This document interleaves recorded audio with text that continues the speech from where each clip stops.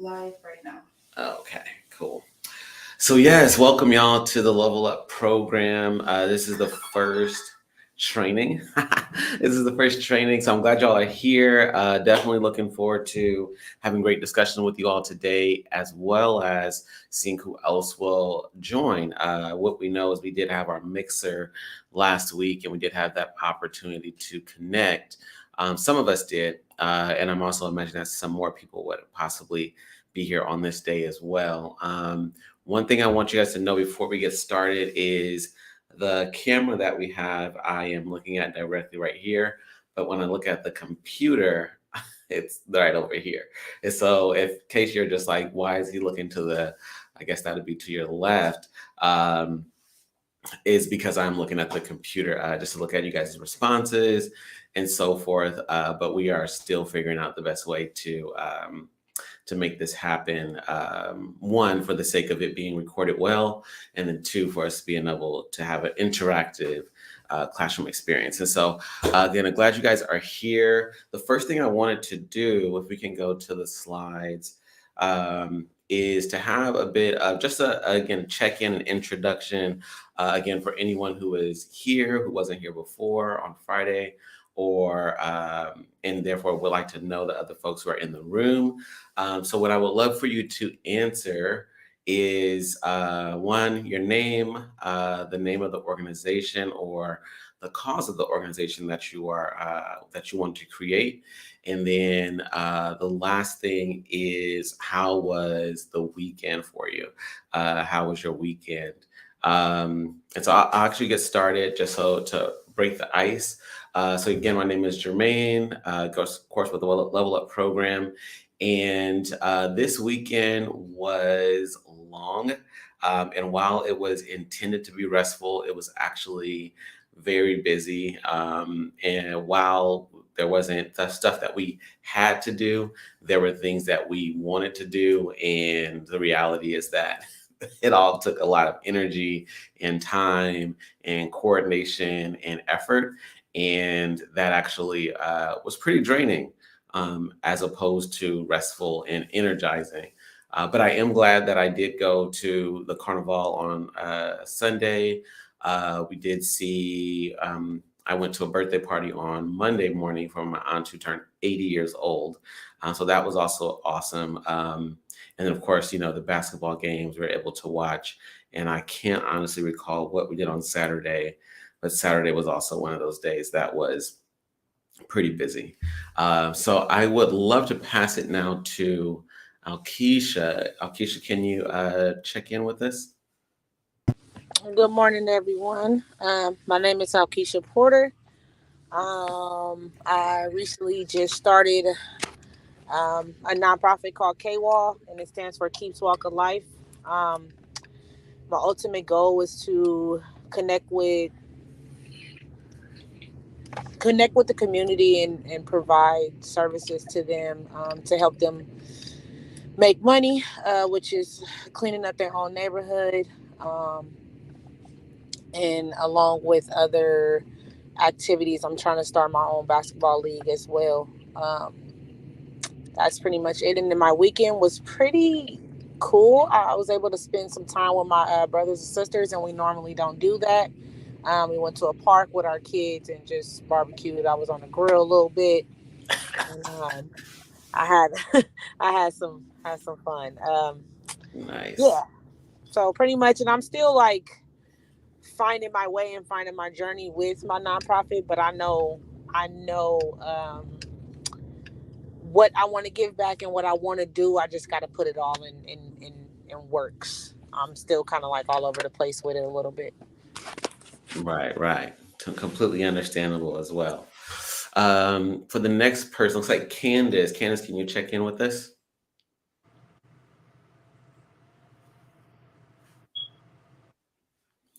Looks like her mic is off. She might be out of the room. Let's come back to her. Dana, are you there? I am. Good morning.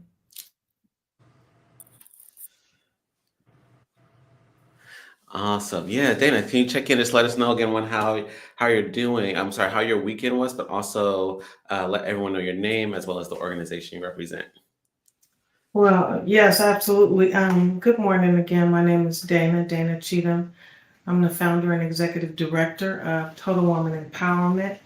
Um, my weekend went well, just eventful, getting things done. Yeah, weekend is just an uh, extended week, essentially doing other things. But yeah, I hear it. I hear it. Yeah, thanks for sharing. Looking forward to having more conversation as well. Looks like the next person is Marie. Marie, are you there? Hello. Hey, hey. Hey, hey. It's Maria, by the way. Maria. Okay, okay, It's good. okay. It's a black thing. I don't know why black folks don't like the A on the end, but they all call me Marie, including my own grandmother. So that's what it is. My name is Maria Giudice. I am working on one, I work for Code Tenderloin, and we are recently transforming into our own 501c. And we work on upskilling, excuse me, upskilling and job readiness for those who are in life transitions, everything from possibly being homelessness or recently um, out of prison or anything, domestic violence issues, drug challenges, anything like that. We help folks basically find income, skills, jobs, and also the support system needed to do those things. And then for myself, I'm working on a micro cinema that focuses on Black diaspora storytelling for education, scholarship, and also entertainment. Nice, Oh, nice. and my weekend was incredibly busy, and I thought Tuesday was Monday, which kind of messed up. So, Exactly. Exactly. I hear that, and I am learning that um, it takes a little bit more effort than I thought to just chill out and just have a chill weekend. Like you really have to like clear things and move things out the way just to be able to try to relax. Awesome. Okay, and the next person it looks like we have is Tina. Tina, can you let us know organization you're with as well as how your weekend was? Yes, good morning, everyone. My name is Tina Brown. My organization is My Sister's Keeper, but my ultimate goal is to get started my nonprofit for a safe place, which will offer transitional services to women coming from reentry and trying to figure out how to put in teenage girls in there as well. My weekend was great. Saturday, I did a sneaker brunch, which was really fun. Nice. Sunday, I did a little relaxing. And Monday, I went to a reentry program to see someone speak. So it was pretty good. That's what's up. Word, word. Thanks for sharing that. And I'll thank you all for sharing.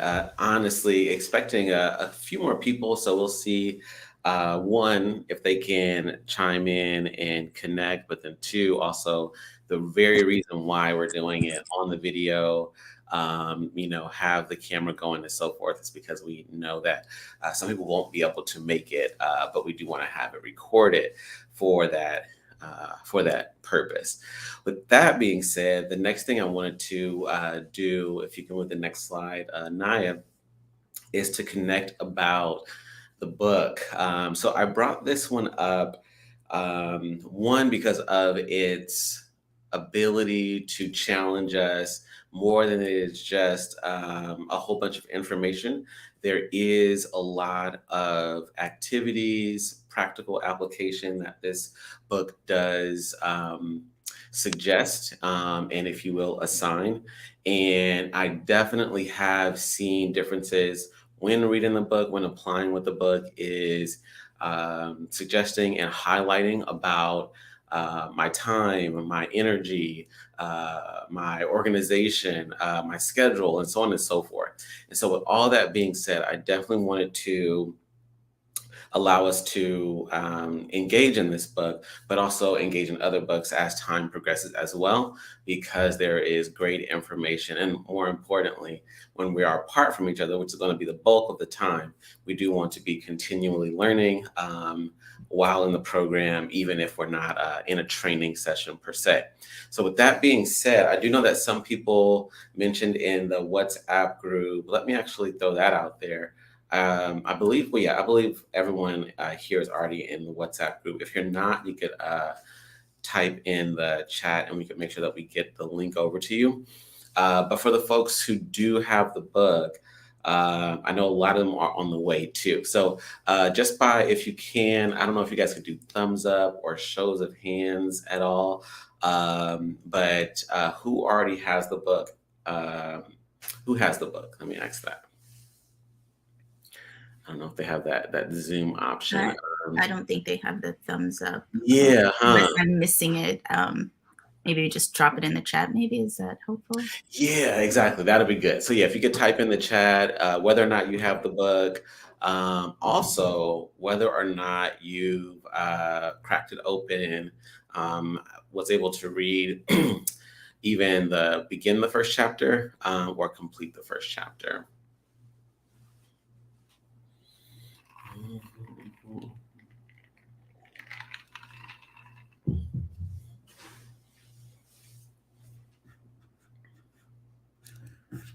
I don't know if this is. Yeah, I don't see anything on the chat yet. Y'all let me know. Let me know if you guys have can see the chat. Is it available? If you need to take yourself off mute to let me know, you can too.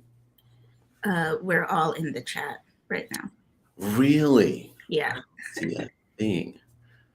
So we have like a little screen that says private chat and comments, and we've been It's on talking. yours, is that? That's right here. Okay. Awesome. Okay. Cool. All right. Just got it yesterday. I got the book. Cool. Complete the first chapter. Just I wish I could read that one. Something I look to it. What is that one? I listened to it. Listen to it? Incredible. Awesome. Okay. And the last one is? I can see it. I can see it. Okay. Cool. Awesome. Good stuff. So, all right. So with that being said, we do want to discuss the first chapter a little bit. I am definitely encouraging folks who can get the audio, who feel like that may be useful to you. Give it a shot. I personally do a lot of audiobooks because of the circumstance, usually being on the move, dropping folks off, picking folks up, on the run, whether it's the commute, whether it's on the BART, whether it's honestly doing house chores, whatever it may be. I could just play things on my phone.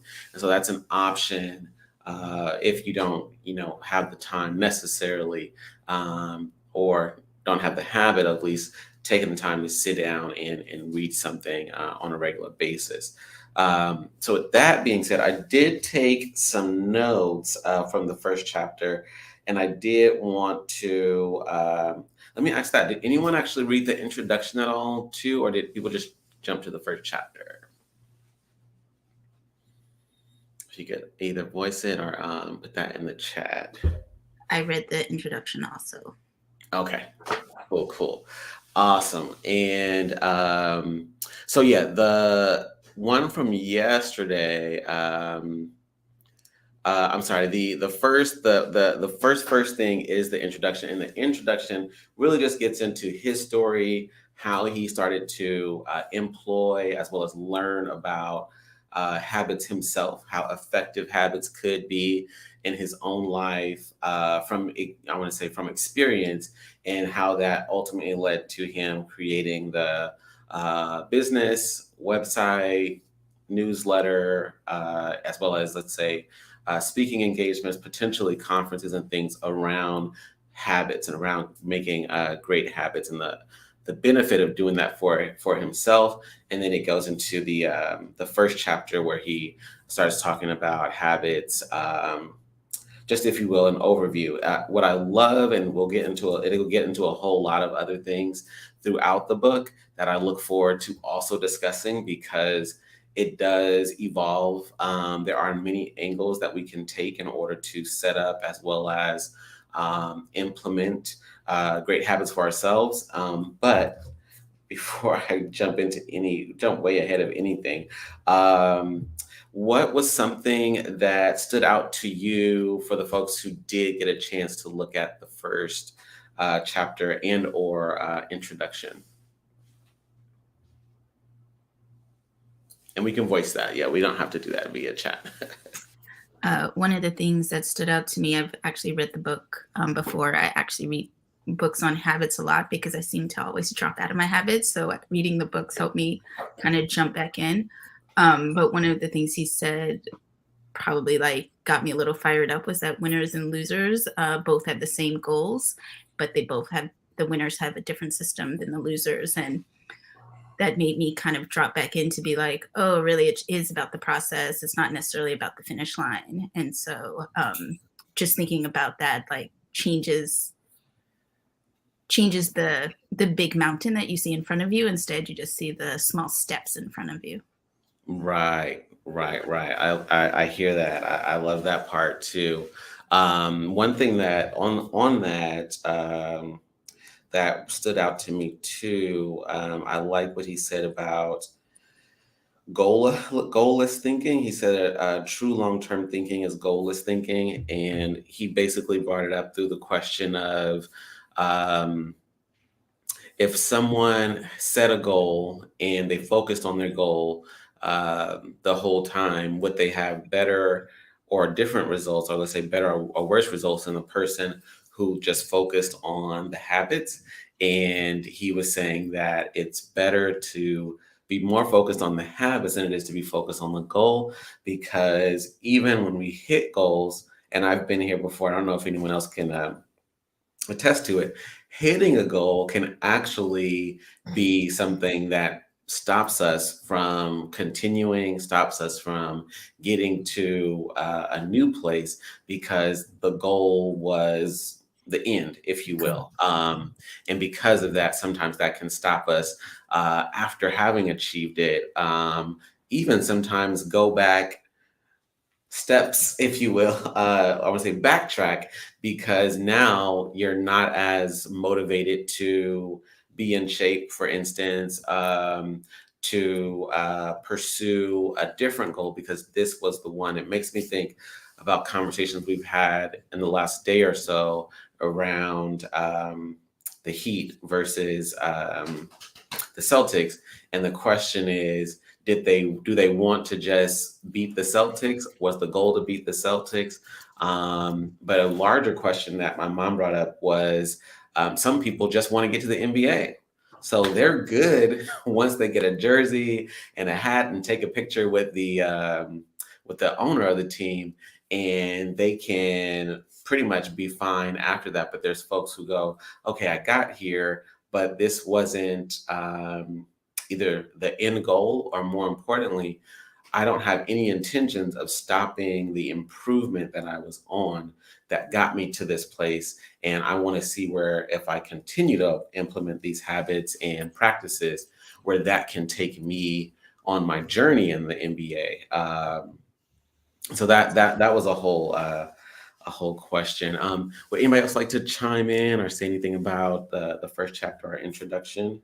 So this is Dana again. Mm-hmm. So far I've listened to the book, and I actually listened to it this morning while I was doing other things. And I'm gonna have to go back and read it because it's really really good. Mm-hmm. But so I have been, and I actually want to apply what he said in real time. I have been a goal-oriented person. Like, what's the goal? Let's get it done. And I have been the type of person in the past to resist process. I don't like anything that takes too long. Let's just get it done. And so I believe that's been a stumbling block for me in the past. And the one thing he talked about was, he talked about your weight is the result of your habits, your finances is a result of your lack thereof, financial habits, or your not lack thereof, but your processed financial habits. And he talked about how your systems, if you're a system-minded person, which is process-minded person, it actually speaks to your beliefs and has the ability to change your beliefs. He talked about a person that's offered a cigarette that says, I don't smoke, or versus I'm trying not to smoke. That's actually, yeah, it speaks to your beliefs. So those were some things that spoke to me. And like I said, I want to apply and practice it in real time. Like even now in speaking, I don't know if you heard it, but what I said was I have been a goal-oriented person. Right. Moving forward, um, it is imperative that I apply systems and stop resisting the systems or the process. Yeah. So that really spoke to me. Like I said, I want to go back and read it so I can make notes. Repetition is a mother of education. So if I write it down, then it becomes more part of me. So. Right. Right. Yes. No, thank you for sharing that. I know you kind of jumped a little ahead with me bringing up the belief part, but again, I know that he definitely and I was listening to that actually this morning. I forget the exact terms like yourself, but it was like, your weight is if you will, the end product of whether or not, right, you stuck to certain habits, and so if you didn't stick to certain habits, then it'll show up in different ways. But if you did stick to certain habits, it'll show up in different ways as well. But yeah, as much as I really wanted to, in the first cohorts, we talked a lot about the information, right? There's going to be a lot of information we're going to share, get into a lot of things around the knowledge that will help you all in moving forward with your organizations. One thing that was super emphasized to me in a program that I had joined was the importance of one, goal setting, right? We do want to have some type of direction, right? We definitely want to have some type of direction, but we more importantly want to have some type of, like Maria said, some type of system, or if you will, a certain set of habits that we're trying to be big on in order to reach that goal. And honestly, I can attest to overshooting certain goals because I was so focused on certain habits. But I also will say, just in my relationship with my assistant here, Naya, that the more that we are very intentional about doing certain things on a regular basis, we can definitely see how those things can grow. But more importantly, how you all can see that, of course, as you all continue to work with volunteers, work with people that you bring on to assist you in your organization. It's all going to come down to what are you and your volunteers and coworkers or colleagues doing on a regular basis. What are you doing weekly? What are you doing daily? How effectively are those habits being implemented? Given that life has ups and downs and ebbs and flows, this can definitely be a game changer for all of us, especially if we're finding ourselves, being kind of everywhere, not being super focused in what we're trying to accomplish. We want to kind of do everything. If you will, there's a way to do everything, right? Now, of course, life is going to life, right? And so it's going to make it complicated to do all the things all the time. However, the more that we can intentionally set up days, set up places that we are going to do certain things, set up times we're going to do certain things, have accountability around those things, the more that we can see those things effectively increase in our lives and have those benefits that we want them to have. So I do want to keep sharing, but I do want to ask, did anyone else check out the book and can share anything about what they got from it? Okay, cool. All right. So, what I wanted to do moving forward with this is to make sure that we are implementing a number of different things. What I've recognized in programs that I've looked at, which honestly, there are some great ones out there.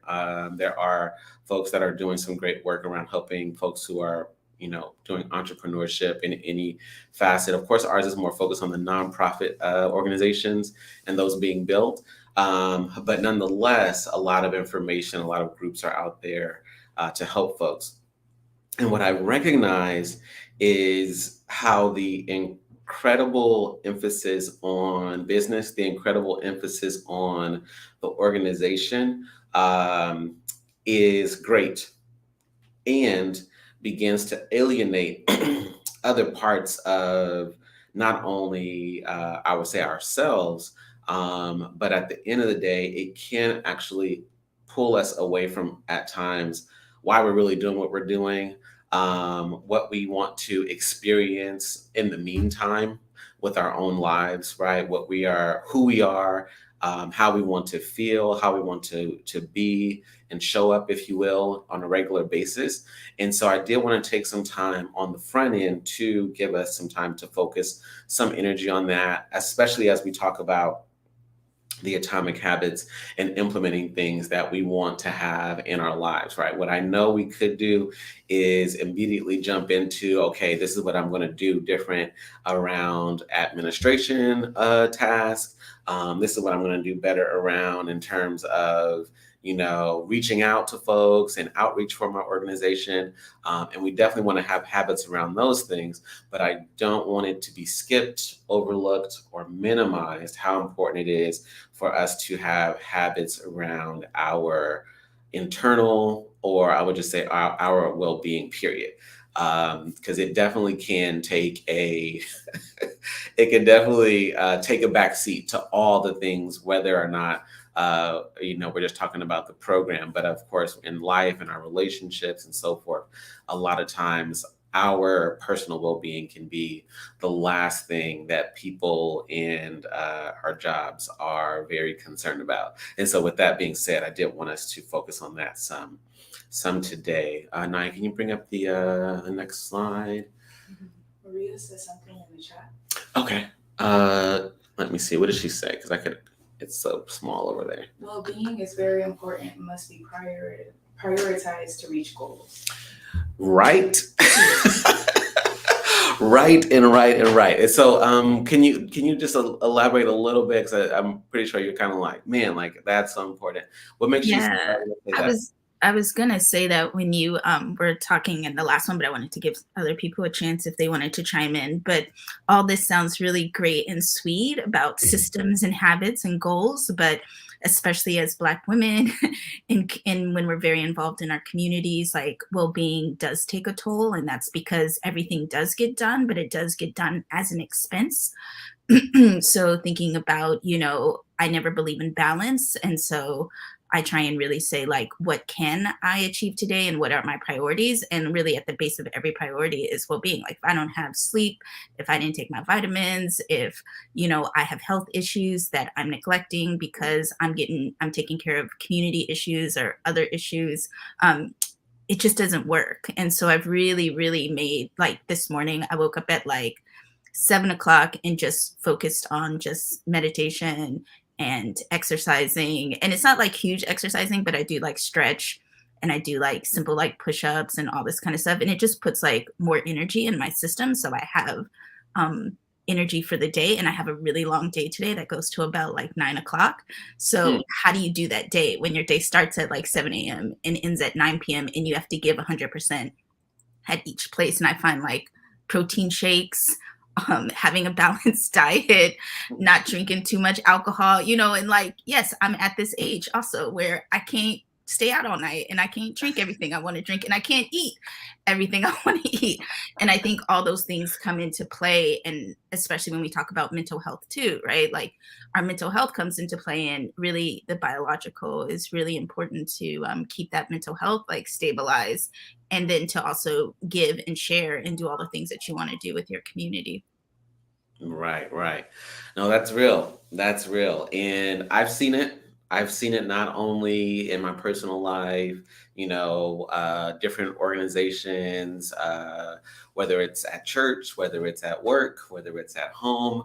I'll see people, work themselves down, some people say to the bone, and only to see, something pop up that says, exactly, but there's also, I've definitely seen people struggle with the belief, going back to what Dana said, the belief that we should by any means let our well-being stop us, right, from loving and caring and sharing and helping other people, especially when we have a passion for what we're doing. And so that is uh, part of the battle that we all will be struggling with. Some of us are currently struggling with, okay, like what's the focus that I want to put my energy towards? And then some of us are going to be like, I'm trying to fight myself to also take care of myself on this journey of wanting to accomplish all the things that I want to accomplish, and for just cause, right? I mean, sometimes we can have what may appear to be selfish motives for what we're trying to accomplish. However, if we have real dreams about, who we want to help and what type of situations we want them to be in when we are done, when all is said and done, we can find ourselves giving all of our energy to things and not even feeling the justification to take a break, take a breather, right? Invest that time and energy into ourselves. And so I did want to emphasize that. And this again isn't coming from this is just a good idea. I'm talking about I was part of programs where I'm like, oh man, we're talking, we're connecting, we're doing this, we're busy. And I'm sitting there like, man, like we ain't talking about nothing else. And I know, having a house, being married, I did want to actually put this out there too, that we are expecting a daughter in August.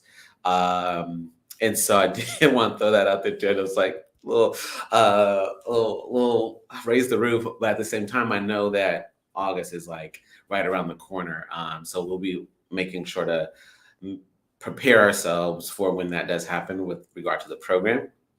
But all that to say is that I can't just be business minded, right? Like for the sake of my family, for the sake of myself, as I am a product and um, a provider to varying degrees of my family. I can't just be like, well, I am just, what do they call it, like a cash cow, or I can't just be thinking I am just, someone that's helping with this one area. I have to be numerous things on different days, and so I want that to be able to be expressed in this cohort, however you guys are involved in your personal lives, whatever many hats you have to wear, that we're not here to just say, well, leave that at the door, like work will tell us to do. And so with that being said, let me just open that up just a little bit, just for discussion. What are some of the other things that are also important to you that you want to make sure you include in this journey as we do focus more, on the habits that we're building? What are some of the other habits or focuses that you would also like to have apart from, nonprofit work and improving your business? Let me pass it first to Alkeisha. Can you chime in, Alkeisha? Sorry, say that again. Did you ask a question? Yeah. What other areas would be a focus for you while we're still in the as a part of the cohort, that's not part of the nonprofit stuff, but what other areas of your life do you want to do you have to carry, or that you want to make sure that you are also improving during this process? I will have to say, sorry, I'm at a graduation too at the same time. I will have to say, just gaining more knowledge, more structure with self, as far as like disciplining myself with time management, becoming I really want to say becoming more organized with personal life and balancing personal life and business life. Um, pretty much, pretty much that, I think. Okay, no, that If sounds that makes good. sense. Yeah, thanks for sharing. Dana, would you like to chime in at all? Yes, I know. One of the, gosh, I want to say one, but that's not accurate. I guess I'll go ahead and say, well, the areas that are super important to me is health and my spiritual health. And it's funny because I teach groups, I teach classes, and I talk about tell me what's important to you. And then on the other hand, I ask, so what are you doing? Because if you tell me what you're doing, then I'll tell you if that's important to you or not. And so if I apply that to myself, like I smoke, um, I don't eat the healthiest. Um, it's a lot of things that I don't do to support the areas that I say are important to me. Family is important. And then the other thing, you were talking about a little earlier, um, outreach and so forth.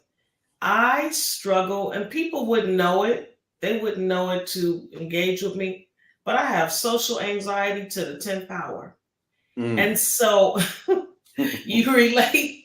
And so I have literally gone to places, parked the car, and then got back on a crowded freeway in the heart of commute to get away to go home. Mm. And that doesn't help. It doesn't help in with the organization because a part of the work you have to outreach, right? Mm-hmm. Um, it doesn't help. And so Maria was talking about getting up at 7 o'clock this morning and meditating.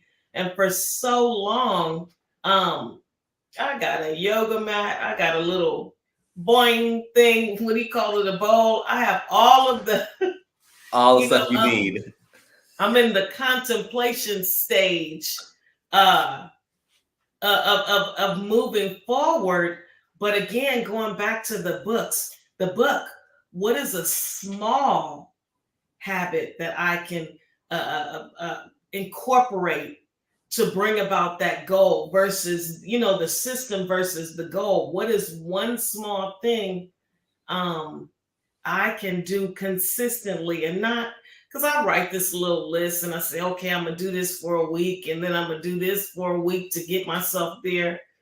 Week comes and goes, just like the book talked about, and it becomes a hassle, to continue working towards the goal, and so then it just kind of falls off the radar. But I guess the biggest area I would like to achieve goals in outside of the organization is improving my health for the sake of my quality of life. Like I'm 54 years old, I'm overweight, I smoke. I always say I would drive to the bathroom if I could. So I Uh, don't engage in a lot of exercise. it's literally like 20 steps away. You're like, look here, man. If I just had a Where's the machine. keys? So that would be the area I would need to begin and focus on developing a system to balancing. I hear that. I hear that. And absolutely, one I'm also recognizing. So again, we're trying this technology thing out in a new way. And so the computer is literally like 10 feet away from me. So I can hardly see the little words that are in the chat, but I know people are chatting. Naya, can you let me know like what the chat's looking like? Yes, Maria said cogging the machine. Then they said the capitalist mentality that values overproduction at the cost of our health. Then Miss Porter said mental health and learning to relearn. I am diabetic and want to learn to control my mental health, myself, and others. Overcome my fears of public speaking. Maria agreed with that. And Maria also said, that's a huge challenge, Alkeisha. What are small ways to speak in public space? Not a big speech, but maybe just centering yourself. No, yeah, this is good. This is important. Definitely something that will be integral to how we continue to moving forward as well, because I don't want those things to be minimized. In fact, like Maria was just saying, was that if we end up having, and like I said, I've seen it, health issues. Health issues can literally stop us from everything, right? We can literally not be at the meetings, not be part of the WhatsApp chat, not connecting outside of the meetings, because our health hasn't been a priority. And kind of hinting back to what James Clear was saying in his book, is that these can be, all these things are compounding, right? So we can be, doing fine in a number of other ways, but as time progresses, those compounding, if you will, effects of our actions or inactions will be showing up. And so what we don't want to have happen is it be made clear that the reason why you couldn't come to the meeting, or reason why I couldn't come to the meeting or show up to something, is because I wasn't feeling well, and I haven't been feeling well, and I've just been trying to like work in spite of all of that. And so we definitely want to acknowledge the health part, but of course, the mental health. I'm glad that you mentioned spiritual health. And so I actually, on the next slide, if you could bring that up, one of the things that I wanted to bring up. So these are the things that get overlooked. Can you go to the next one? Can I add one thing before we go to the next one?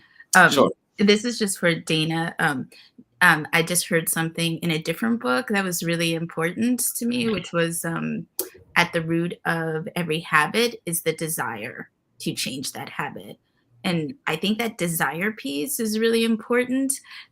And if you don't have it, spending the time to find the desire to either quit smoking or lose weight is a part of changing the habit. So changing the habit doesn't also just begin with the system. I think you have to like figure out where you enjoy exercise, right? Is that a dance class? Is that walks with your friends? Is that swimming? Is that, I don't know, mountain climbing? Who knows what it is?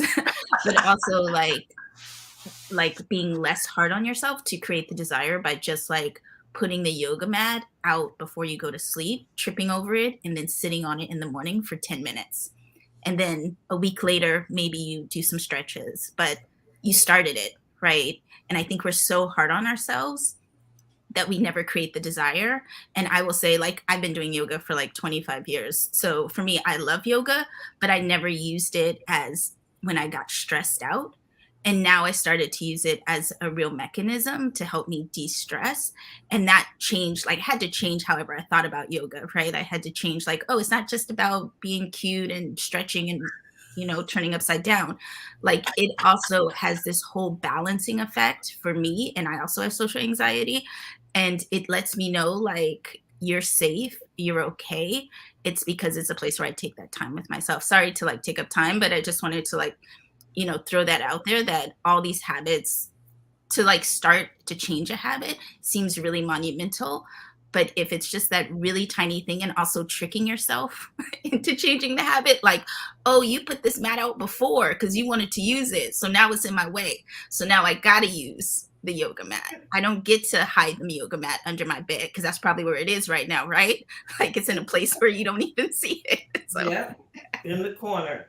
It's funny because I always talk about, again, I teach classes. And so one of the questions I ask is, on a scale of 1 to 10, what is your level of desire? And on a scale of 1 to 10, what is your level of motivation? So I guess I got to ask myself that question too, right? Right.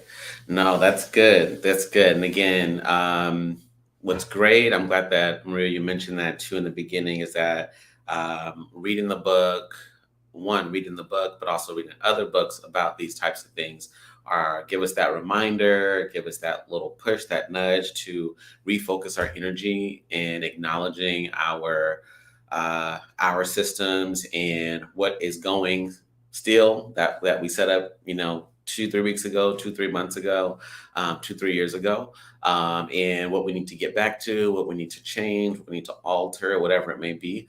But at the end of the day,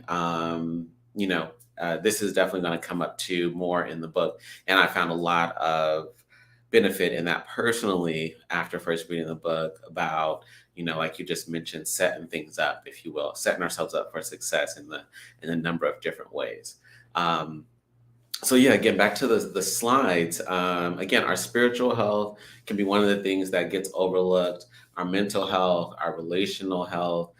Again, in whatever relationships that we have in our lives, it could be our close friends, again, our partners, our children, our elders, right? Our family members, whatever it may be. These are some of the things that matter that, again, ultimately can be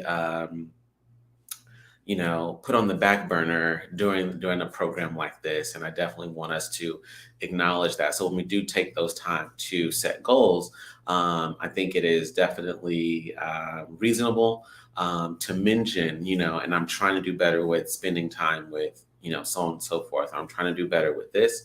And so what I want to do this week or the next couple of weeks is connect around, is to do these types of habits as well as, this for my, like we mentioned, admin, or this for outreach, or this for fundraising, right? Which is its own beast. But with all that being said, definitely feel comfortable, feel the affirmation and creating that space, not only for yourself outside of the room and outside the trainings, but, when we are having our discussions, things that we could possibly implement so that we are just taking that time to acknowledge that we aren't just, in the words of Jay-Z, we're not just a businessman, but we're people, we are also, not just human, right? But we also have spirits and we have souls that we need to tend to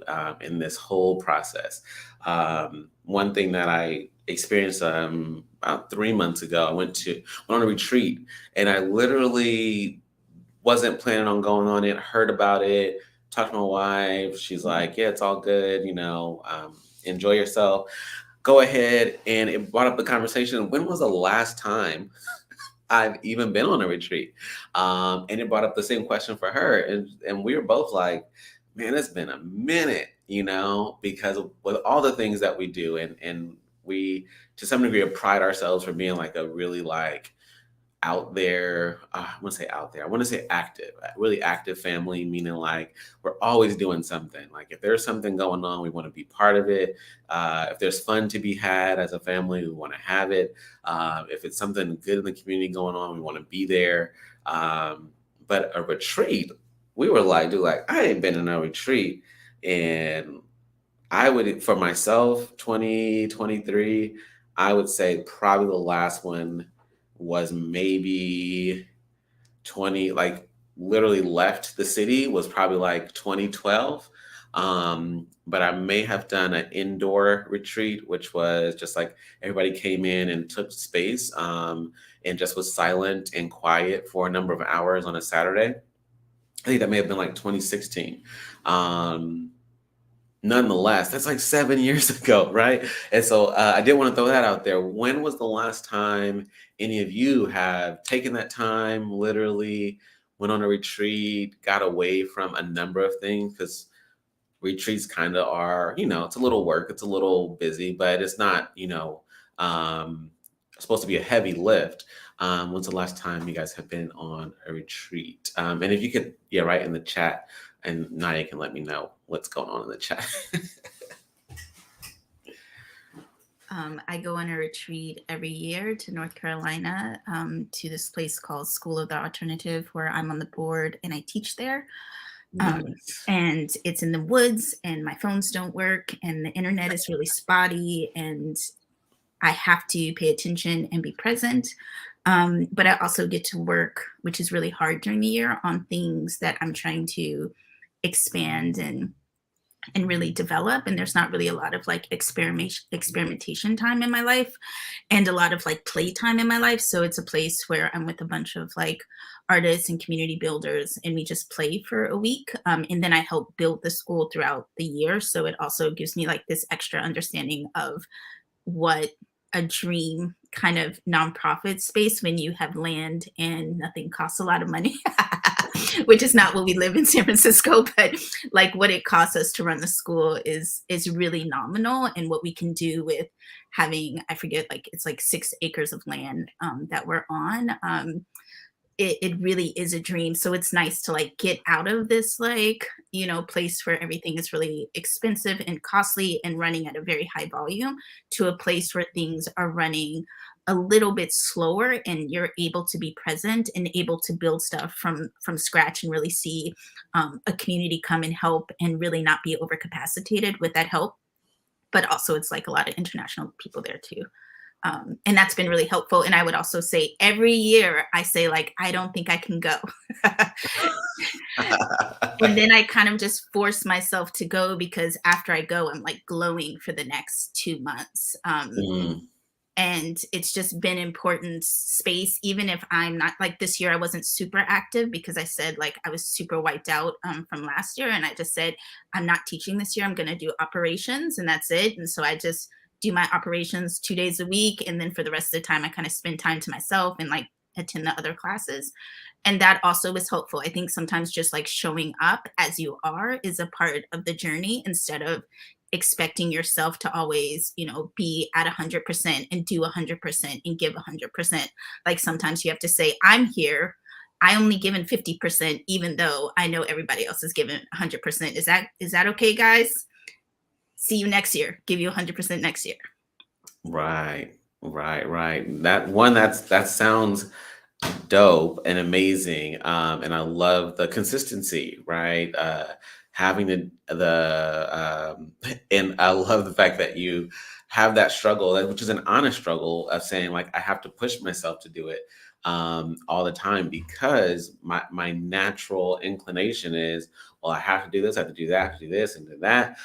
It's not the best time. I'm sorry, I can't make it. And then having to be like, I'm just going to steal this time for myself and from whatever other things I have to do in order to devote this energy to myself. And that's oftentimes how we're going to have to end up doing it in our personal lives, whether it's a retreat or a weekly practice or a daily practice.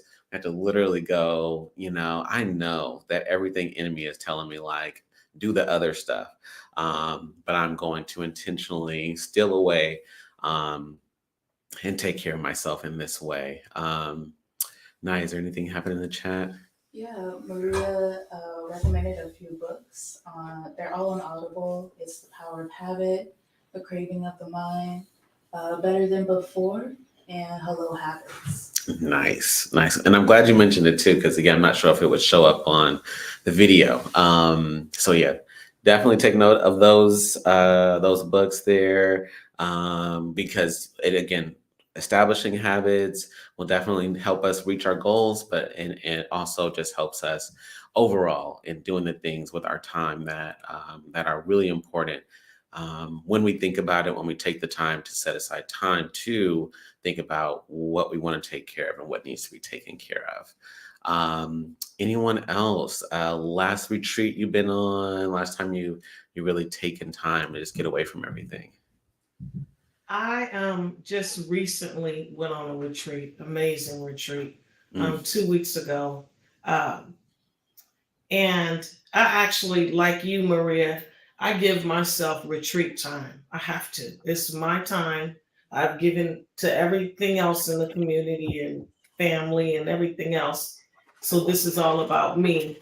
And I prioritize that. I also host retreats. In fact, I'm doing one in September.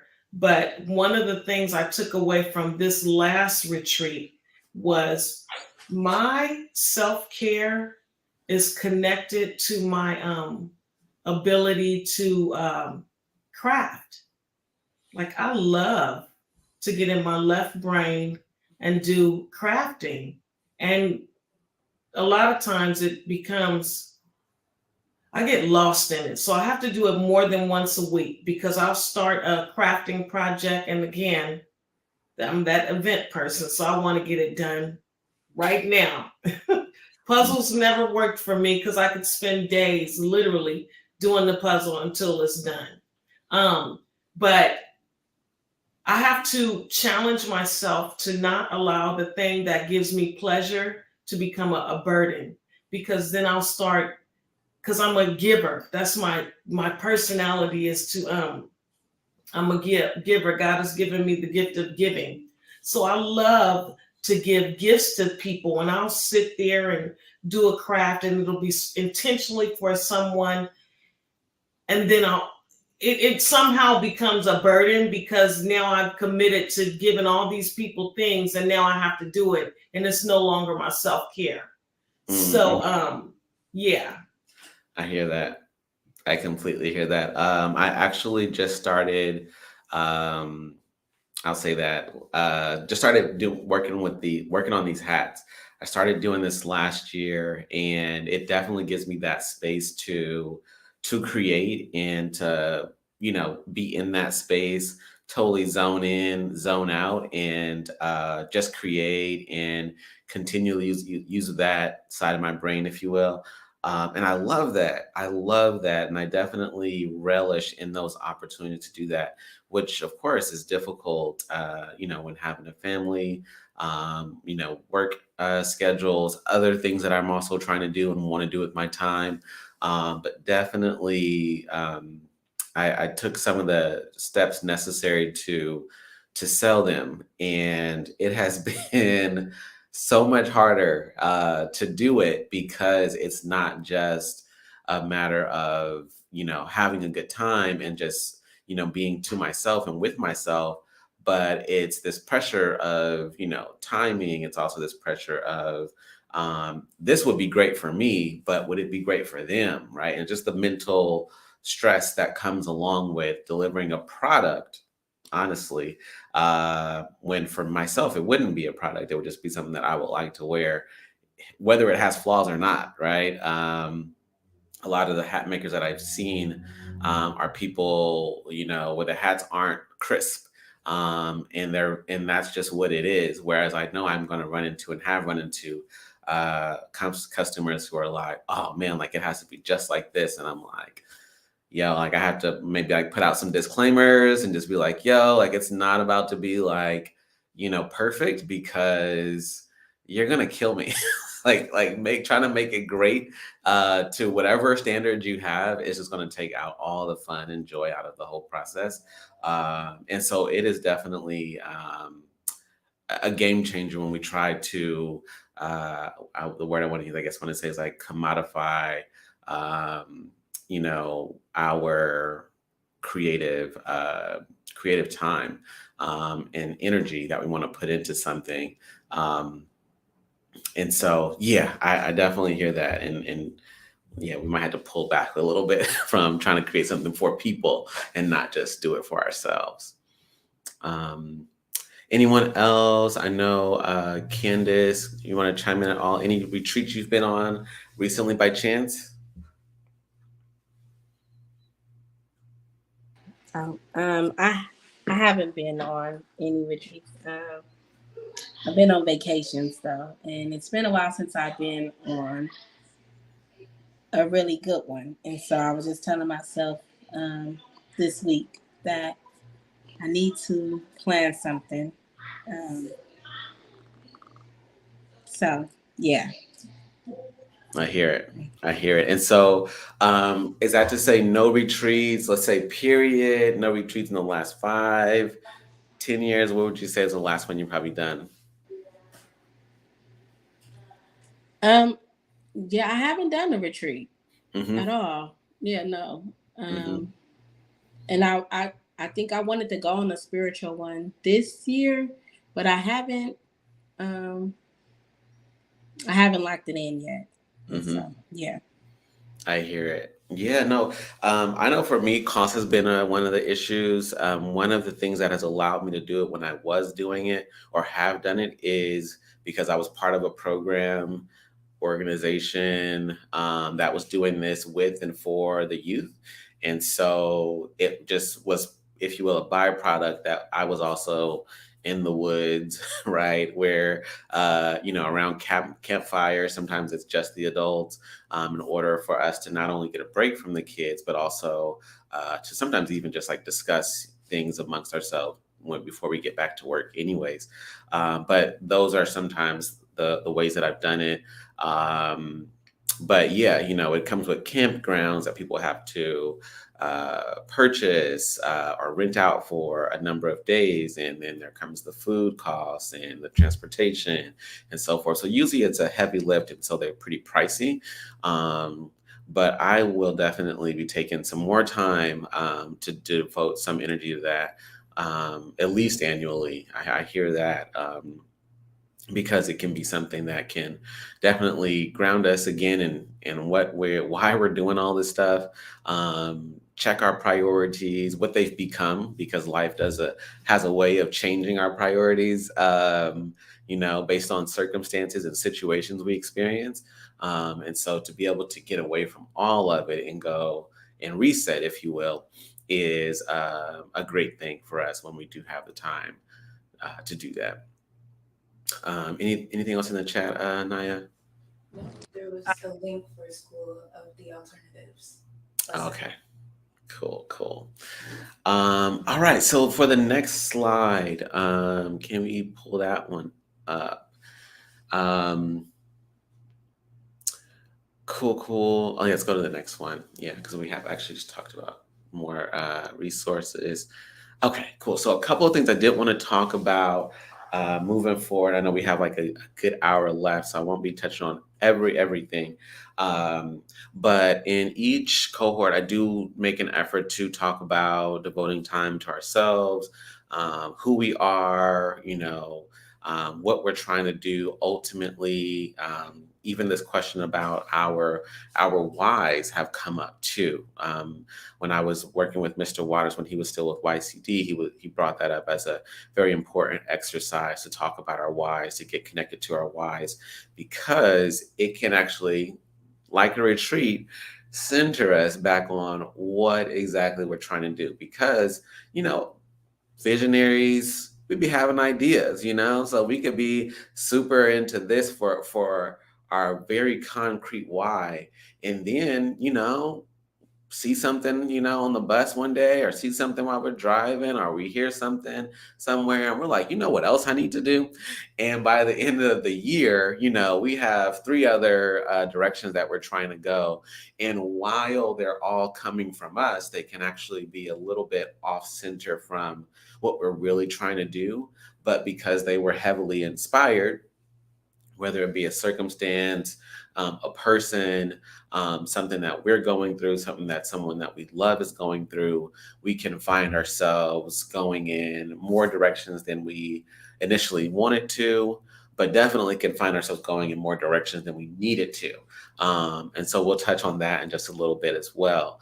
But if you go to the next slide, I did want to bring up this question, which was something that I heard from Jim Rohn a number of years ago, and I felt like it brought up a lot for me when I heard this, and so I did want to bring this up. And this quote says, "When you change, when you change, everything around you changes. Everything around you changes." Now, I heard this in a particular time in my life, struggling to find out what's the next step? What am I about to do with myself? What am I going to do to find my way out of some of the circumstances I had arrived in at that time?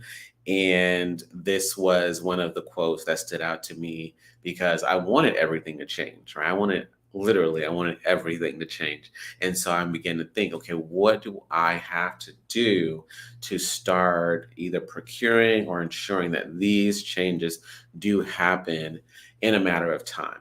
And so if you go to the next slide, Naya, the question I wanted to ask you all, is that one? Okay. So the question I wanted to ask you all today is, when is the last time that you changed? When is the last time that you changed? Now, this can be large and it can be in a small way, even hinting back again to that book, sometimes the smallest changes can bring about huge results, or sometimes the smallest changes can mean big changes, just because we decided to go a little bit further in this direction and not having to necessarily, right, change everything, right, pack up and move, and throw our phones away. The reality is sometimes small changes actually mean big changes too. So just wanted to ask that question as an icebreaker. When is the last time you changed? Alkeisha, let me know if you could chime in on your end. When is the last time you changed? When was the last time I changed? Mm-hmm. Let's see. Change for like the better, or I say, um,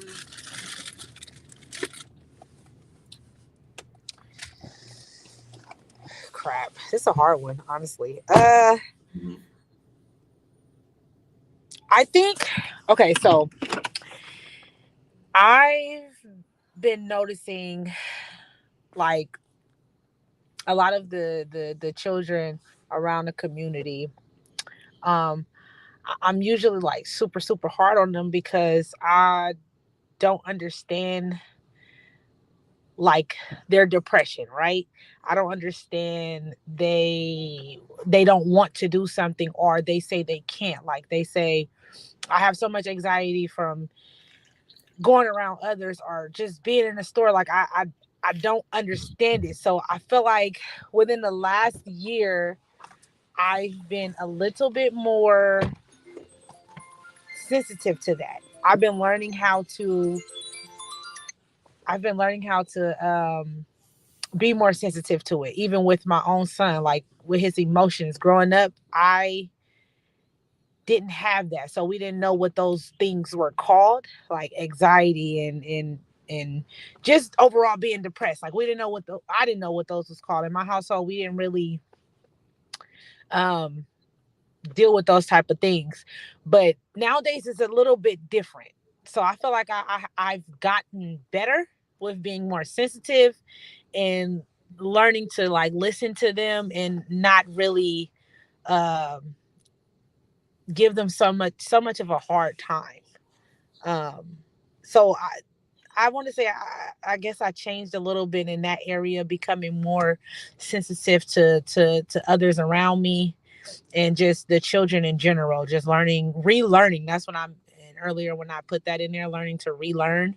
um that's what I'm working on, and I feel like I'm doing really well with that change part of me. If that answered the question. I hear that. No, that makes sense. If that's your answer, I'm hearing that. Uh, working with kids, having a kid at home, I definitely hear. You Just know, not even just children, just adults as well. Just mm-hmm, overall everyone, like just becoming more accepting to new life, to what's going on in our today's world. And being able to adapt to that, because I always thought of myself as I can adapt to any atmosphere. So I'm like, here's a new challenge. Hey, it's time for you to like adapt to it. mm-hmm. Or what's going on today in today's world. But yeah. Right. I hear that. Dana, you have any answer for that one? When last time you changed? I absolutely have the answer for that one. I don't know. Mm, mm, I don't know when the last time I've changed. That's going to take some um, reflection. mm. Yeah, I really want to reflect on that before I just say something that comes to mind. Right. I hear that. Word. No, thanks for sharing that. That's real. Maria?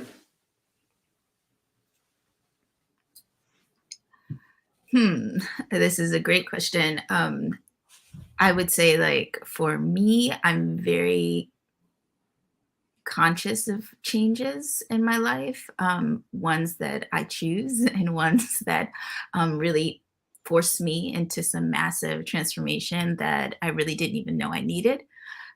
Right now, I think I am in one of those transformations. I'm choosing this transformation, and it's mostly just because I'm getting older and things don't turn out in the way that you think they turn out, and your wants and desires kind of change.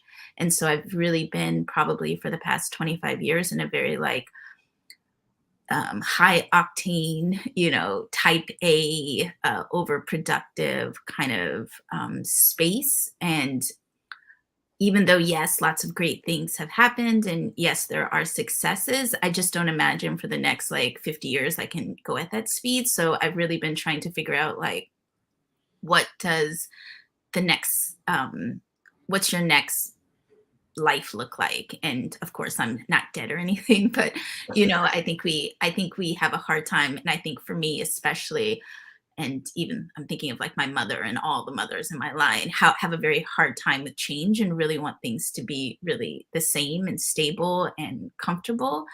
And I'm not the same, and I think that's because I have an art background, and so I'm very good at being uncomfortable and changing, but I don't always pick what the change is. So I've really been trying to choose, and like choose, not in terms of like what's the best success, but what's really calling me, and what am I leaning towards naturally, and what am I not forcing.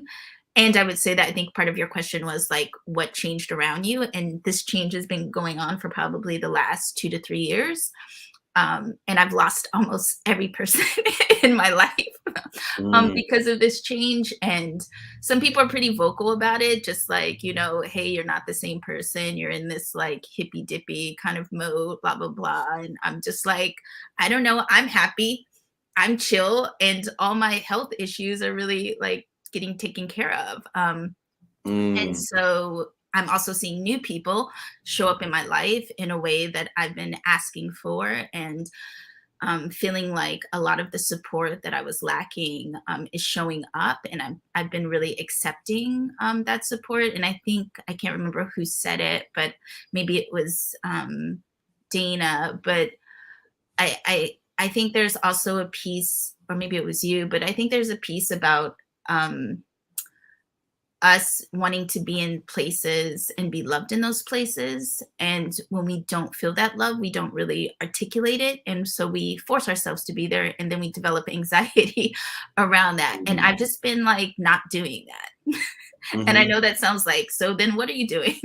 I've been, taking care of the basic necessities, making sure, rent gets paid, and, projects get off that I'm committed to. But when it comes to like, what's the next big thing, it's going to show up, and I have to have faith and trust in that, and do the work that's a part of letting that thing show up. And mm, so a part of just like embracing the unknown and not really knowing like who's going to show up for me, who's going to be working alongside me, who am I going to be collaborating with. And I used to really, really, write and be very like pointed about who that next like chapter would be with, and what the success ladder looks like, and they have to have exactly or more than my level of training and motivation and blah, and hit them goals, and let's get it done, and who cares if you lost a right arm, and all that kind of stuff. And I've just really been trying to move out of that mode, and it's been really helpful for me. And I think also the change is not necessarily about reaching a success ladder. And I think we had a small talk about when we did the introduction. Like I've really just been focused on like me, right? Like listening to my thoughts, hearing my voice, seeing work that I'm naturally inclined to do, right? Feeling like, do I really want to talk to this person? Am I interested in going to their birthday party? If I'm not interested, boo boo, I'm not coming. Sorry. There's 20 other things that I could be doing that interest me. And I think pleasure is an important point of that. Like, where do I find pleasure? And where I found pleasure is where I end up working, and where money will show up. And I will just say this last thing is like, last year I had no idea like what would happen. All I knew is I like had finished a complete project, and it needed to go out into the world. And to get it onto the world, like somehow I needed money to make this happen. But I just kind of followed like pleasure. I was like, who do I actually like working with? Like, I know who to call, but who do I actually like working with? And I ended up working with you know, a lot of people who was like their first time, but they had so much energy and were so supportive and willing to really just learn the space and how to get things done. And that whole year, I just ended up going to like 15 different cities. We went internationally. I made more money than I ever had been. And as soon as it was done, I stressed out and I was like, oh my God, I need to get a real job again. And I'm kind of like back in this space where I like had to take a step back because that was really scary to just like trust in the unknown, um, Mhm. and also trust in my own gut and pleasure and trust in the feeling of love and support around me because I have never had it before, Mhm. especially when it comes to creative work. Like yes, within family stuff, well, kind of, you know, my family like you an artist, we don't understand what that means. Get a real job. They still say that till this day. Right, Um, right.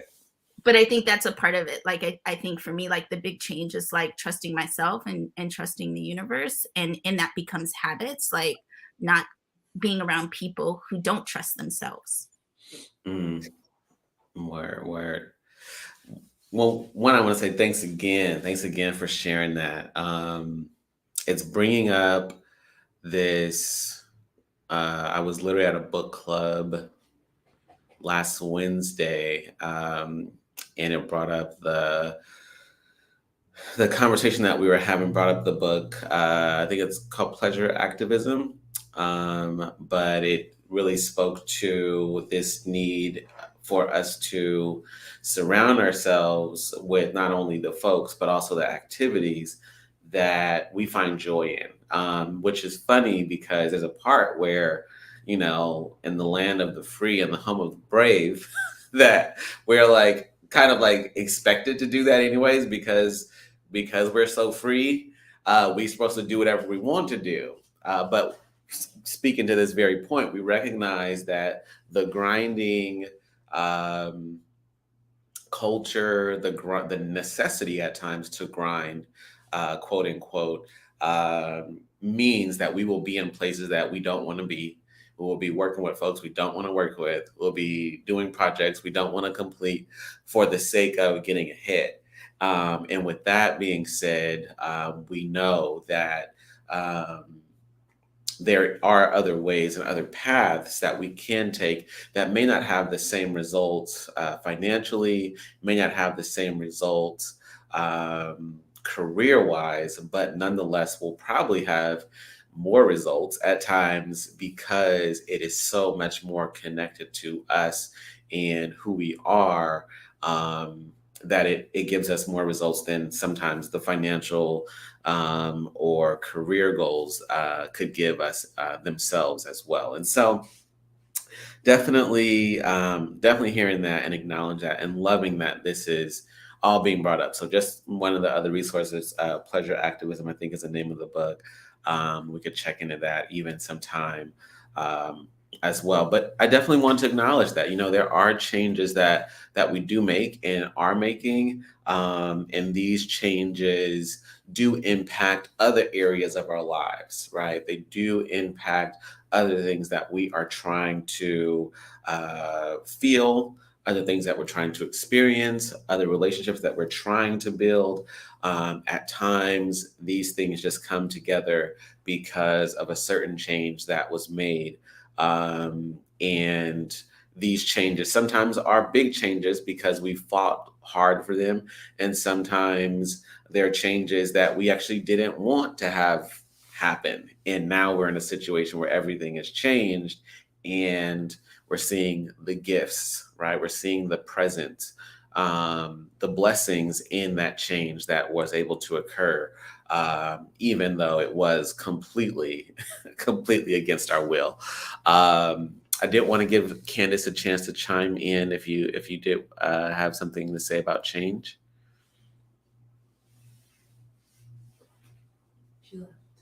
Yeah, it looks like, oh shoot. She's like, wrong button, but it's okay. Cool, cool, cool.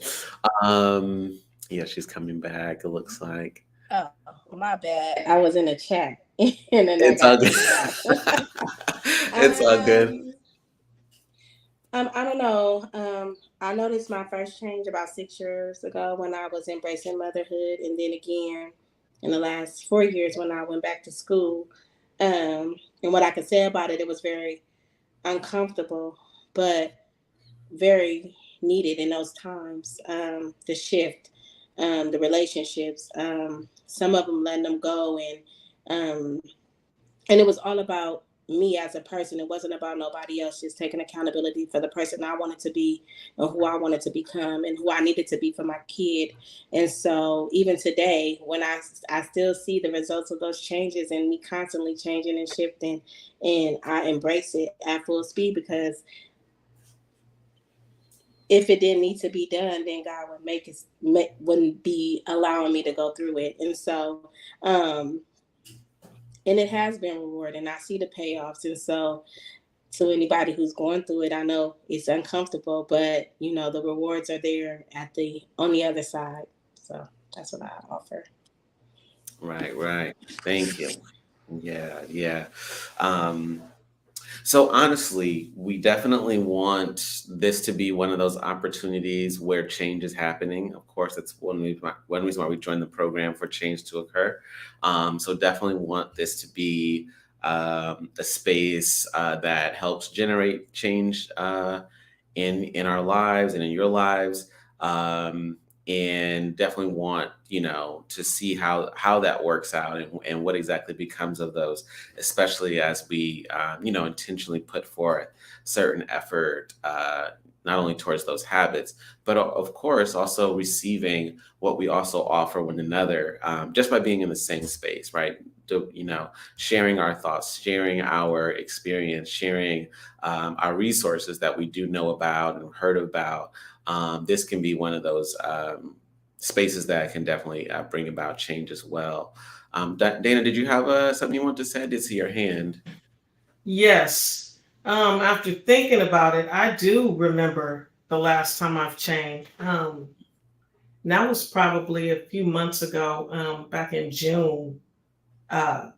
Just allowing different people in my life.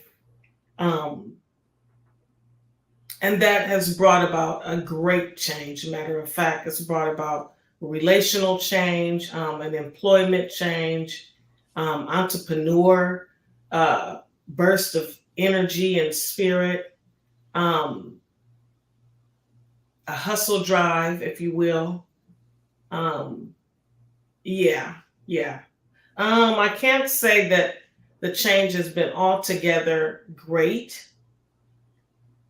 No, I can't say that at all. But it has brought a huge grind, like an urgency. Yeah. Mm-hmm. Right. I hear that.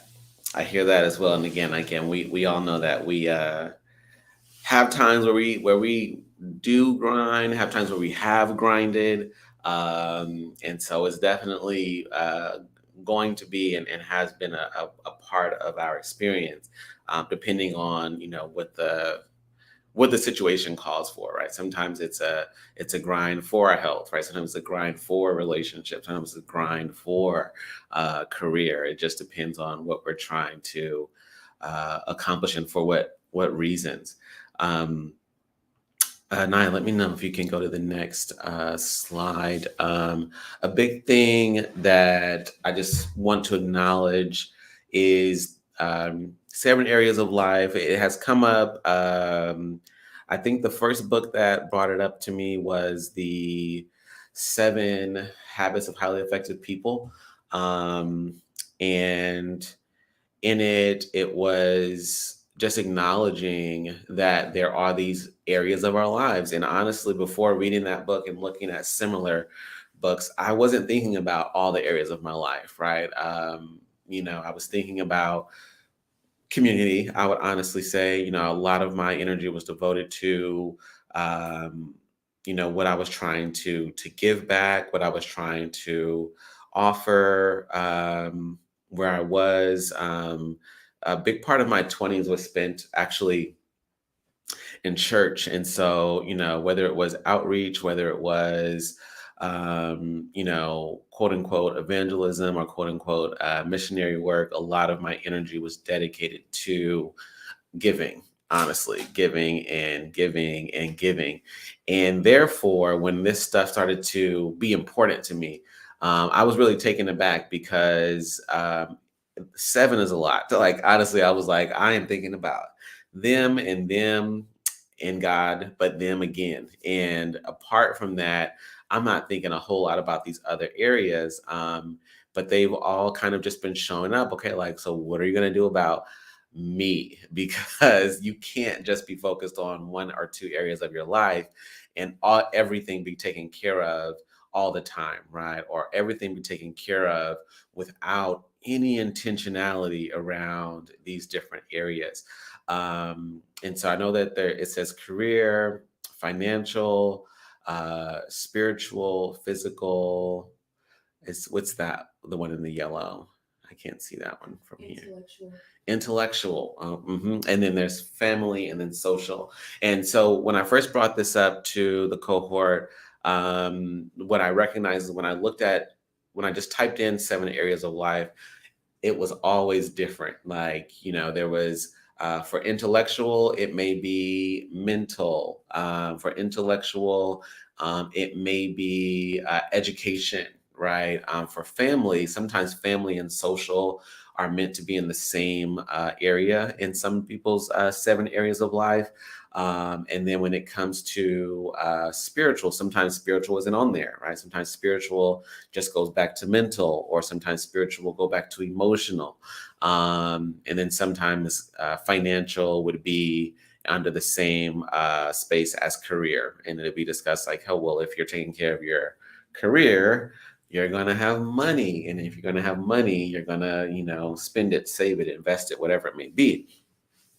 And so I just begin to recognize that there's a lot of variations, and these words sometimes don't adequately encapsulate what we are trying to put in those different boxes. But it is something that at times, if it's not broken up, we can find ourselves being like, oh, I wasn't even thinking about that. Like family, sometimes for me, honestly, outside of my immediate family, which is something that came up this weekend, it's like if it's an auntie or uncle, like if it's not the close ones, because there's always ones that are just out there, and it's like, dude, like it is hard to prioritize folks that aren't, brother, mom, dad, stepmom, whatever it may be, because they're not honestly putting in the effort as well to like reach out and like do like these big gatherings where family is present. But it was something that I wanted to put more time into. And honestly, between my work at church and my work in the community, family wasn't super big. And I will even mention in the church wasn't saying it is. So it wasn't like a supported belief that was emphasized in my daily life. Like, in James, chapter 7, he says it's really important to spend time with your family. Like that just wasn't coming up, right? That wasn't part of the sermon. It wasn't part of Bible study, right? It wasn't part of the prayer thing. It was like, if, we're trying to get, reach the lost, so to speak. And so all that to say is, take a mental note of this here. Just acknowledging that there are these different areas, because sometimes in setting goals, creating habits, some of these things can get left out and we go, snap, I didn't even know I was leaving it out. There are honestly saying financial habits.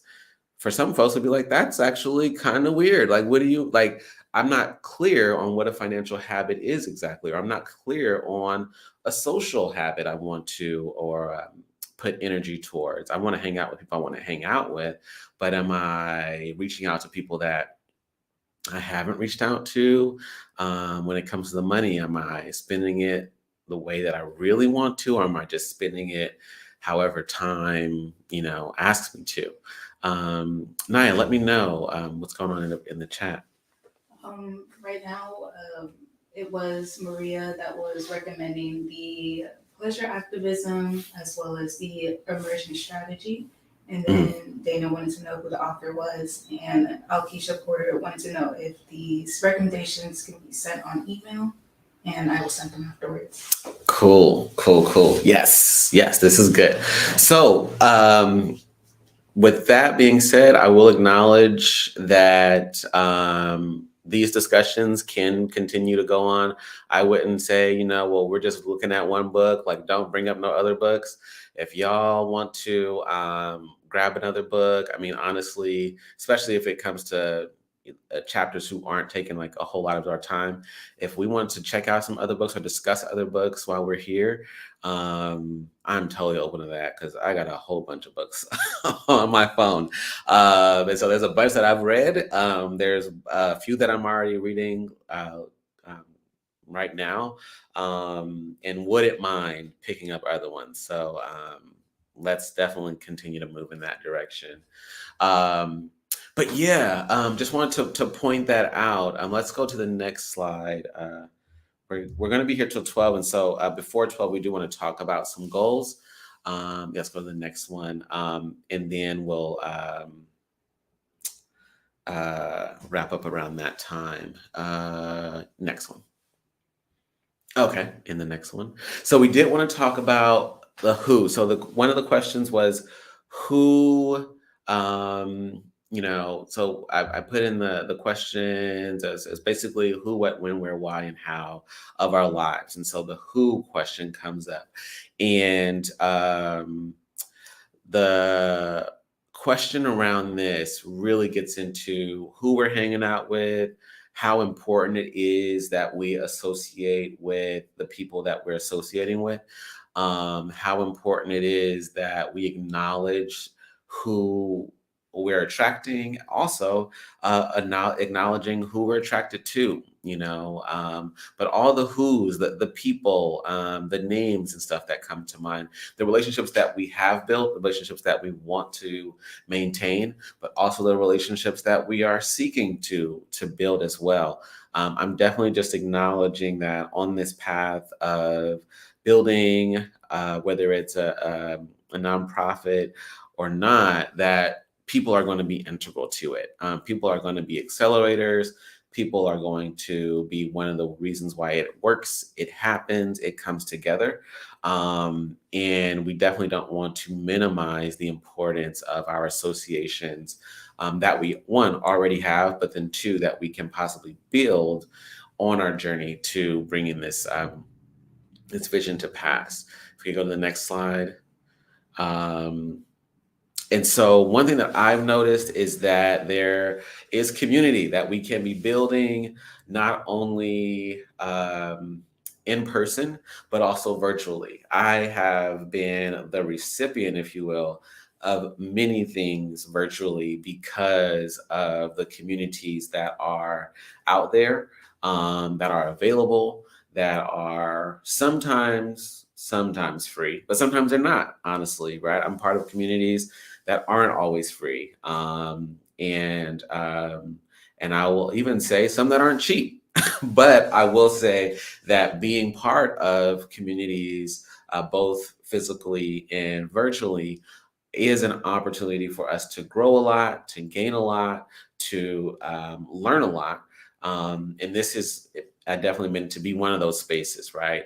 Itself. So this will definitely be one where we can and will meet in person, but on WhatsApp and other platforms will give us that opportunity to connect virtually. And those will give us that opportunity to get, again, to accelerate what we're trying to accomplish. Go to the next slide. Okay, winning circles. So I would love, and I will send a video to you all. I am not there yet on how to play a video. We tried a video last time I did this, and it was so complicated on the playback because of the sound coming from two different places and so forth. But I will send this video, but it's called Winning Circles.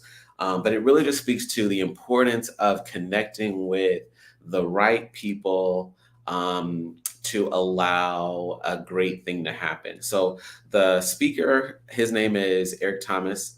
He's a motivational speaker. And in his examples in the video, he talks about the examples of certain sports teams, but he also references certain examples like Michael Jackson and how when he met, that he was good, He was doing his thing with Jackson 5.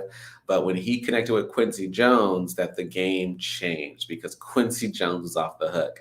But I will also say on that note that I was just looking at the book by Will Smith called Will. And in his book, he talks about how Quincy Jones changed his life.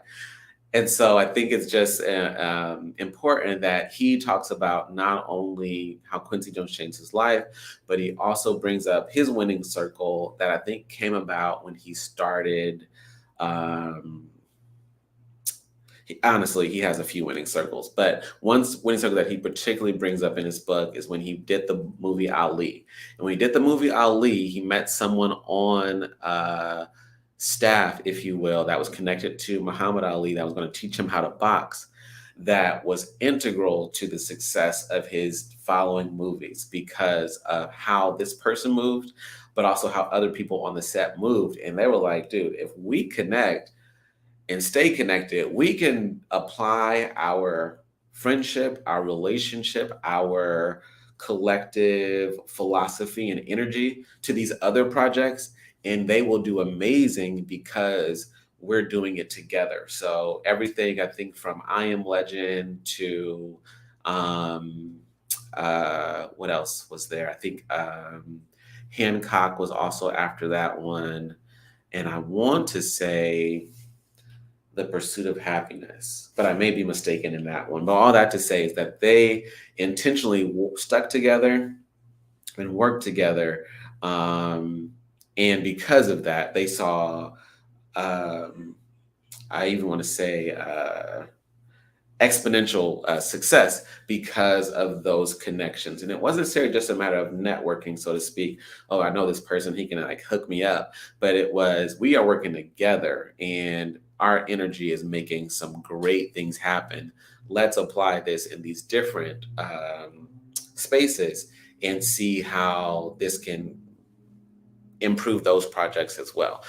So all that to say is sometimes our winning circle is something that we kind of come upon because of our work that we've been doing, and we manage to just really connect with this other person, and this other person is equally or sometimes more interested in actually connecting with us too, and we can actually make something great happen. And then sometimes it's very intentional. We know who we're trying to find, and we actually manage to find that person, and then they're willing to help us out. But nonetheless, it definitely emphasizes the importance of just finding the right people, the right time, and that thing being really pivotal to what we're trying to accomplish. Can we go to the next slide? Okay, before we do that. But with that being said, what is an example, and I don't need it from everybody, but just an example of a winning circle that you've come across or come into, managed to, because you made these connections, it definitely changed the trajectory of what you were either trying to do at that moment or ultimately trying to do. Who has an example of just, man, when I met these folks or met this person, it all changed.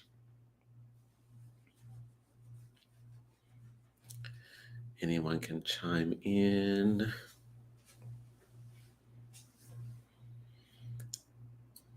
I'll chime in real quick. I would say like when I graduated grad school, the last thing I wanted to do was teach. I was like, teaching ain't for me. I just am here to get this degree so I can get this job, so I can get this money. And then say maybe like 10 years later, someone offered me like, a tiny teaching gig. And I was like, okay, well, for fun, here's some ideas I've had. And also I'm very angry about grad school and all this money I still owe them. And I don't feel like the education was everything it needed to be. So if I was going to do it, this is how I would do it. And so then that started that. And then years later, I was kind of researching art movement. And that art movement led me to the kind of journey that they took to North Carolina. It's the Bauhaus art movement, which turned into the Black Mountain College art movement. And there was this little school that was looking for alternative teachers around art and anything. And I was like, I don't really want to be a teacher, but I taught that one time and it wasn't that bad. Let me, see. And here's a space. I'm born and raised in San Francisco. And so going to the South, North Carolina, was a little difficult for me, and not sure how many actual Black folks are in the space or people of color in the space. So I took this whole journey blindfolded, really, not knowing what to expect.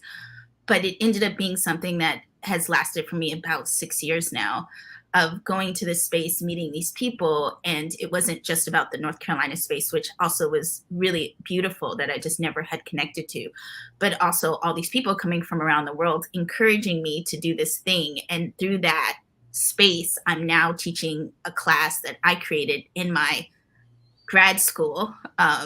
And they came to me. I didn't come to them. They was like, "Oh, girl, we see you doing this thing. Why don't you come do it here?" And since then, I've moved a class that was really like just a community class that I always thought would be a community class, so I could overthrow every university system that ever existed. Now I'm actually taking the class into universities and overthrowing it in a different and disrupting in a different way, which I didn't see.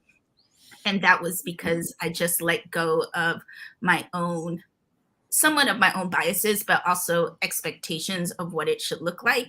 And I just spoke to what I didn't want to do. Like if I taught, I just didn't want to teach the same curriculum because I didn't feel like it served me as a student of color in this space. And I really wanted to pull in the beautiful education I had, which was like from San Francisco State, and having ethnic studies and having this really understanding of race, class, and sex in politics, basically, in everything I did. And so it not just changed my life, but it connected me to a whole world of people, like this academic space, but not just academic space, this education and scholarship space that's alternative, that I didn't even know I could be connected to, right? Because I was just so tunnel vision. I hope that's kind of what you're talking about. Yeah, yeah, definitely. And again, sometimes it's something that we're looking for. Sometimes it's looking for us. Sometimes where it's taking us is something that we weren't necessarily imagining, but it's amazing, right? It's something that we're grateful that occurred. But nonetheless, just wanted to emphasize and acknowledge the emphasis that people ultimately can and do have on what we're trying to accomplish. One of the people that we're going to bring in was and is a Candace Elder, and I met her. I want to say I met her in high school. Didn't meet her in high school. The more that we talk, I'm like, yeah, that was not high school. It was like right after high school.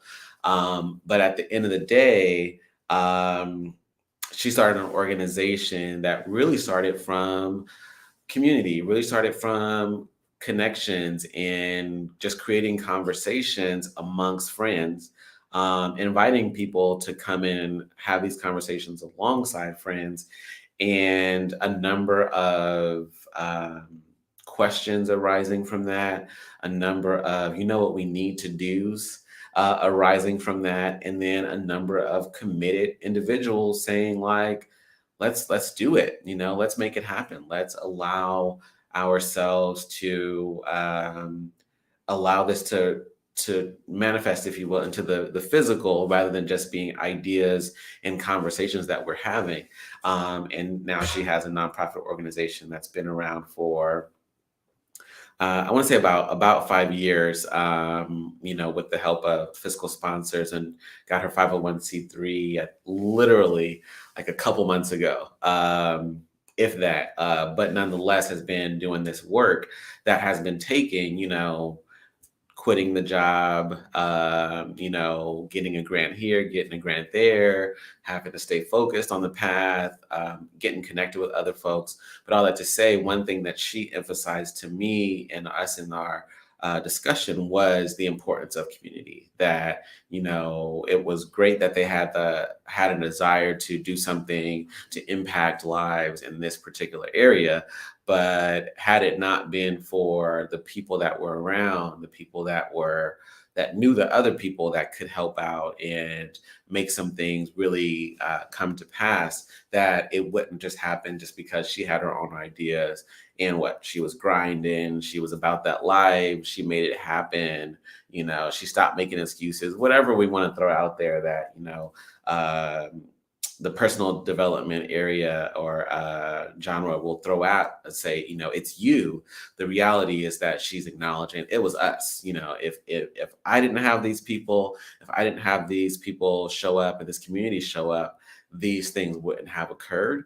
And so sometimes what we have to genuinely do is put a honest effort, going back to the 7 areas of life, into that social box and literally say, I'm going to put the energy into this to some degree so that the relationships that are built can be the ones that can help sustain what we're trying to do here, right? The people that are around, the people that listen, the people that show up, the people that come out to this event or to that event will be the folks that will help provide the ideas, right? Possibly become part of the board of directors, or be possibly be part of the advisory board to help us, make the decisions necessary to move our organization forward in a way that appeals to the people we're trying to appeal to. But all that to say is, people sometimes are the key to unlocking certain doors. And then we're not necessarily sure who those people are until they do open those doors for us, or where we're going to find them. But there sometimes can be a genuine interest that we can put in that area and to see some of the great results that we want to see. I do want to say, or open it up. Does anyone have any thoughts about that? Again, I was connecting, or I met with these folks, and this was how this ultimately came to pass. Or I acknowledge that, and I have been trying to, make those connections, even though I'm not the most social sometimes, right? Or I don't have the most time for just hanging out or socializing or networking, rather. But when I have put that energy out there, I have gotten some great results. Is there anything on the chat, Naya? I just want to say I have to leave 5 minutes early to prep for another meeting that starts right at 12. So sorry, I'm missing probably the best part of this whole meeting. But, it's been really great. And then I'll just add to, I think you said people, but I really want to emphasize relationships. And I think people miss that everything we do is built on relationships. And even when you talked about change, like one of the things that I'm really focused on right now is developing relationships, and not developing relationships just because that person seems like the road to the path that I'm trying to get to. But developing relationships of the people that are in front of me, and developing the relationships that people are knocking on my door. Like I'm kind of in this thing, like I'm not chasing nobody no more. If you knocking on my door, did you watch my work? Did you Google me? Did you find a little bit about me before you knocked on my door? And if you did, great, let's develop this relationship. I'm happy to get to know you, but also get to know you. And I think I get a lot of people who reach out to me because they see my name on something. And so they think I'm the person to the pathway, and they have no relationship to me. Right. And I feel kind of a way, especially as being a Black woman in this industry, where it's like I work so hard to get where I get, and everything that I have is based on relationships. And so I can't at all abuse those relationships. And especially being in an industry like the film industry, the abuse of relationships is kind of core to how this industry works. And so trying to disrupt that and change that narrative to require people, and to create a standard within your business practices to say, oh, it's cool that we met at whatever party and we exchanged info, but I'm gonna need like a couple coffee dates. I'm gonna need you to, sit down and tell me what your dreams are, to see if we even align, because I don't want to just build relationships for sake of building relationships. And this is like another problem, I think, with the industry, because it really wears you out. This kind of like, oh, you're my friend. Are you my friend? Do you know my mama's name? Like, do you even know where I live? Like, you're not my friend. You're a person who works in the same industry as me. That doesn't mean we need to be friends. That doesn't mean we need to build relationships. But if we also want to do great work, this is the process and the pathway to do that work. It's not just because your name is Will Smith and my name is Maria Judice that we gonna come together and do something great together. We might not be aligned in any kind of way in that. And I think you have to have that space where you get to know, and you have to also like opt in. You have to be like, yes, I actually want to work with this person. I'm excited. I actually love hanging out with them. I like listening to them. Wow, I think they're super smart. And a lot of times in my career, I'd be like, oh, when is this over?